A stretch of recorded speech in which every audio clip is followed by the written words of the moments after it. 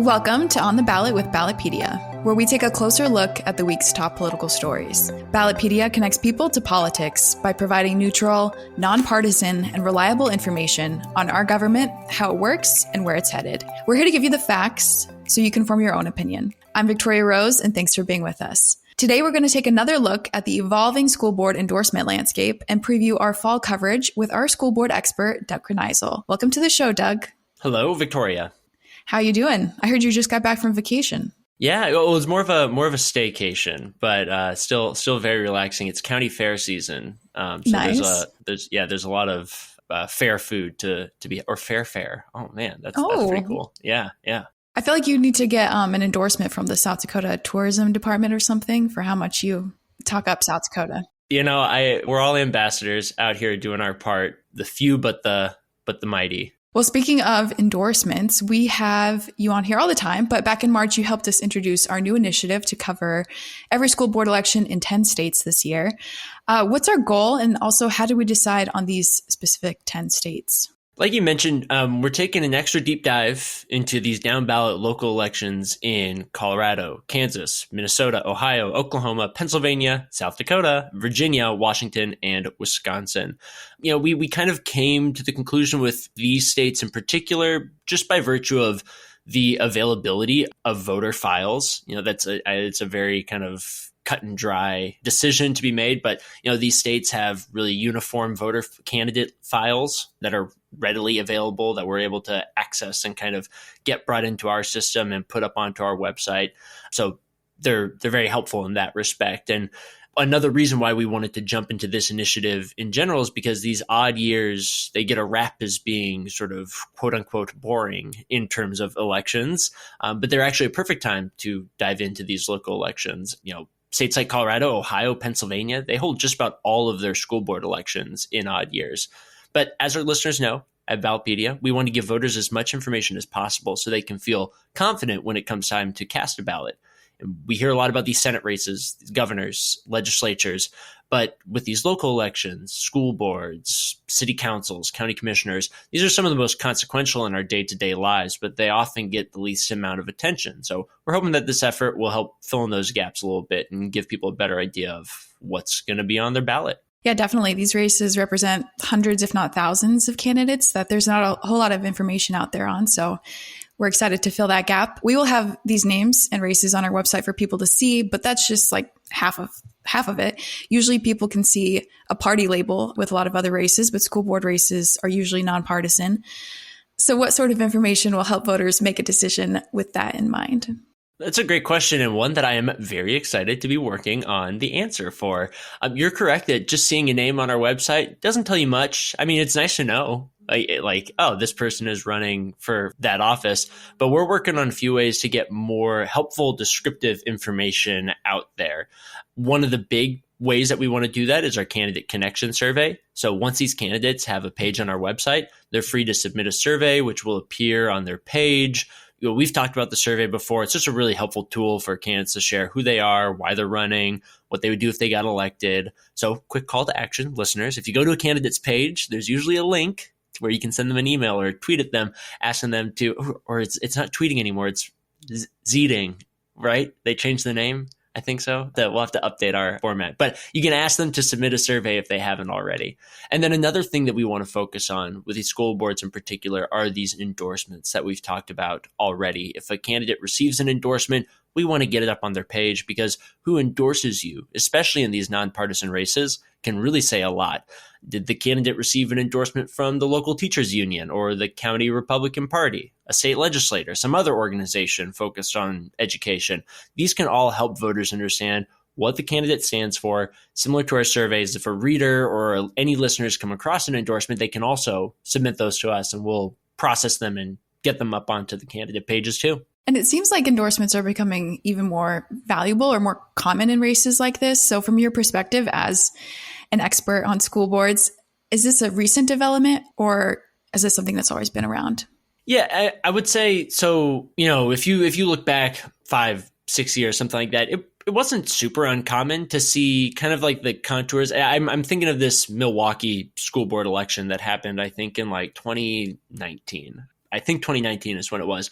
but you had like a slate that was endorsed by the teachers union, and you had a slate endorsed by kind of the Milwaukee area Chamber of Commerce. And that was basically, those were the contours. So, you've had these slates in the past. A lot of the time you've got like the teachers union slate. That's not a new thing. That's a thing that's been around for a long time. And then sometimes you'll have like another slate on this other side, usually also related to some sort of established entity out there in the political sphere that's kind of active just in general.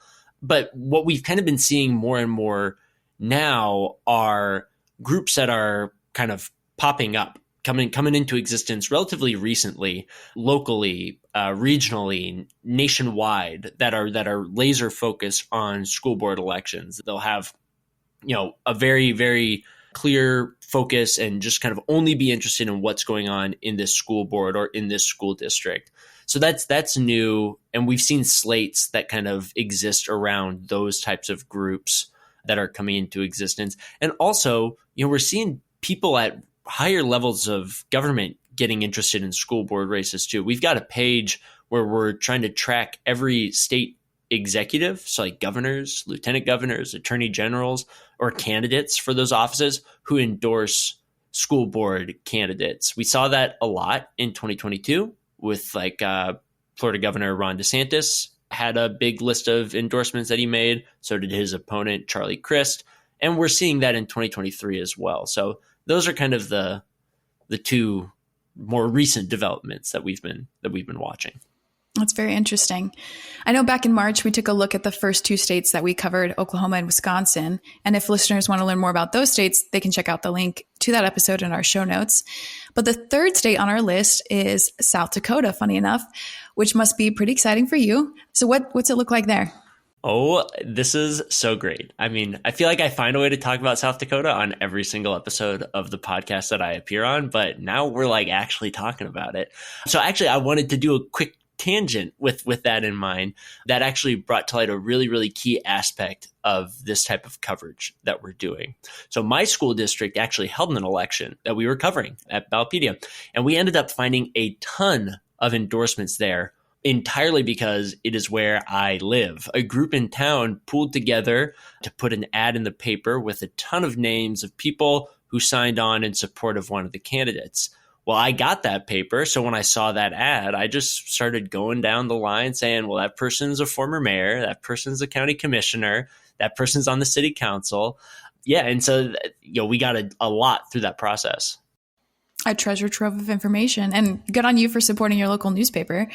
So we only found these endorsements because you got the newspapers, is basically what you're saying. They're not something we can find online.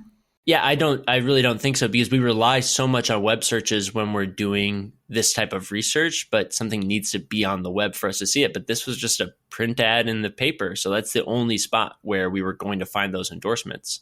This sounds like a good plug for a call to action for our listeners. Most definitely. Like I mentioned, you might see a post on your social media or an ad in the paper or somebody endorsing a school board candidate. You can send those directly to us and we'll get them up on the website. But you mentioned that this race in particular was pretty standout. We've looked at endorsements in all three of these states, but South Dakota and Oklahoma didn't have as much activity as Wisconsin did. So we actually had to do the same thing for your home state as we did for Oklahoma, which is comb through publicly available voter files, which you mentioned earlier. Can you tell us a little bit about that process and what it was like? Yeah, so a lot of states actually make voter registration information publicly available. In some states, like Oklahoma, it is totally free. In others, like South Dakota, you have to pay a fee, but once you have it, you can get a lot of info out of it. But again, that tends to vary by state. In Oklahoma and South Dakota, you have every voter's name, their registration address, the party they're registered with, and then a bunch of information about which districts they belong to or would vote in. So cities, counties, state legislative districts, and school boards. So we're able to use that information to both identify the party affiliations of every school board candidate and also to calculate the partisan balance of every school district in the state. That's really helpful. There are 66 counties in South Dakota. I know there's not a ton of information available just yet, but what can you tell us about the endorsement landscape there? Like we mentioned, it was pretty sparse, save for a few races. One of the reasons was that there weren't many elections to begin with. Technically, all 149 districts should have held elections, but 117, around 80%, canceled them because they weren't contested. There weren't enough people running to warrant an election. Wow. So right off the bat, we don't have a lot to go off of. Exactly. And to be fair, Oklahoma also had something like 80% of their races uncontested, and Wisconsin was around 60%. So that's another kind of helpful perspective to have whenever you're hearing something about school board elections and kind of the state of school board elections today. Keep in mind that from what we've been seeing, most of them don't really have a lot going on or anything going on. There's not much of a decision to be made. But in both of those states, in Wisconsin and Oklahoma, we still got candidate info from those uncontested races. So we were able to, record things along those lines, but we didn't get that in South Dakota. They just don't record it. So that left us with a pretty small pool to begin with. And out of that small pool, what were we able to learn? With the voter file information, we were able to determine that registered Republicans won 30 seats, around 60% of those that were contested, and registered Democrats won 16, just over 30%, with independent or minor party candidates winning the remaining 5 seats.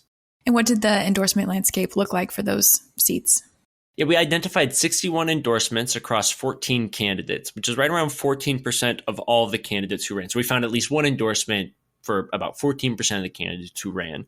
Like I mentioned before, a lot of the activity we found was concentrated in some of the larger districts, Sioux Falls, Rapid City. Those tend to be in places with a more active and online presence. But a lot of rural races can be hard to track. Candidates sometimes don't even create a website or a Facebook page, so it can be difficult to know what's going on without being there in person. Yeah, that's really tough. Well, we have 3 states down, 7 to go. What can our listeners expect heading into the fall? We still have those elections in Colorado, Kansas, Minnesota, Ohio, Pennsylvania, Virginia, and Washington. And those are going to post some big numbers. While the numbers in South Dakota are quite small, based on our estimates, there should be something like 6,800 seats up for election, meaning the number of candidates will be even larger than that. Yeah, that's a big number. For endorsements, what do we have so far? We're still working on getting a lot of the candidate information. Minnesota's candidate filing deadline just ended, I think, a week and a half ago. Colorado's doesn't end until the start of September. So we have to wait a little bit for some of those. But in Washington and Virginia, 2 states we've already been chipping away at, we've already logged nearly 800 endorsements.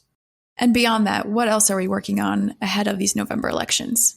We're mostly working on and looking for more and more ways we can compile information onto our candidate pages to make them more helpful to voters. Like we said, endorsements can be helpful for all the reasons that we've kind of walked through, but we've also noticed groups that go out and rate candidates, give them some ideological or party rating. And there are a lot of candidates who fill out surveys from other groups. We're also trying to track more and more of those down, or candidates who sign a public pledge to do this or to do that. But it would be great if they filled out our survey, right? I mean, it would be so great if they filled out our survey. Yes, I want all the candidates to please fill out our survey. But if they're filling out a survey somewhere else, we want to be able to track that down, and we want to be able to get that information and put that in front of voters who do come to our page, so they don't just see a name and a district. They can see a name, a district, some endorsements, some survey responses about what these candidates said they're going to do if they get elected into office. And we've also been testing out ways we could update some of these candidates' pages to pick out some key races and really dive into them, explaining what's going on, what's at stake, a lot of helpful background information like that. Got it. Well, it's always a good time having you on the show, even if it's talking about something as niche-y as school board elections. But as always, thanks for coming on, Doug. Most definitely. Thank you for having me. And that's all for this week's episode of On the Ballot. Make sure you don't miss an episode by subscribing wherever you listen to podcasts. We'll be back next week with another episode. Until then, if you have any questions, comments, or love for Ballotpedia, feel free to send it to us at ontheballot@ballotpedia.org or on Twitter @Ballotpedia. I'm Victoria Rose, and thanks for listening.